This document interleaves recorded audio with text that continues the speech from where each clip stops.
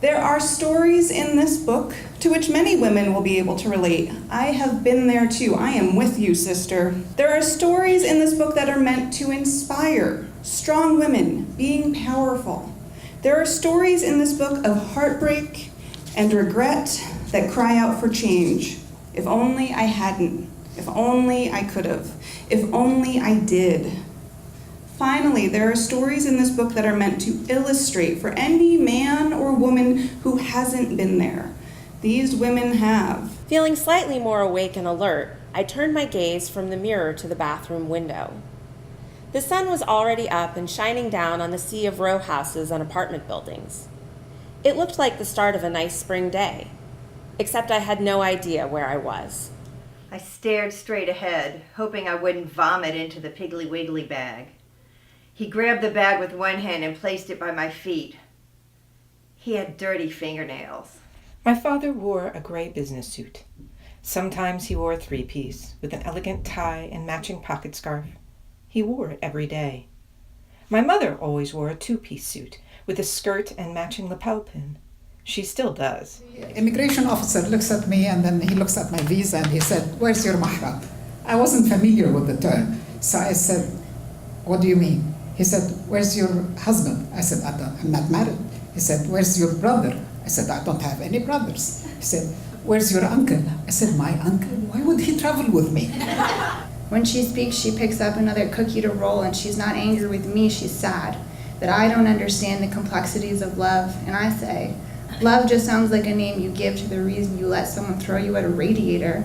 And she leaves with the cookie, and for 6 months her parents can't find her, the police can't find her, I can't find her. I didn't want to be afraid in Shenandoah, even though I was, of strange men, of bears, of fear itself. I decided that if I was going to be afraid, I might as well carry the fear with me. Maybe, I thought, I would gain something by gathering the things that scared me closer rather than pushing them away. He was disheveled and unshaven. His eyes were dilated and he looked around nervously. He quickly got into the car. I put my hand on his arm and told him that he was okay. I couldn't begin to understand what he was going through, but I also knew that I couldn't continue to go through it with him. And I was horrified by what kind of person that made me. I'm going to start to tell him why we're there, and he throws his hand up and says, "You can just stop. We're one big happy family down here. You can't let a couple of malcontents ruin what we've got going on." My father favored older brother, who was pretty much his mini-me. The favoritism was even hardwired into my brother's names. Older brother's middle name is dad's first name. Younger brother's middle name is the masculine form of mom's first name. As the middle child and the only girl, I wasn't named after anyone. I was no one's favorite and everyone's scapegoat. With my head spinning, I recounted my encounter with Dr. Oliver. I touched the skin on the back of my hand. Maybe he has a point. You are brown. What young mother would allow you to touch the belly of her precious newborn, he had said in our interview.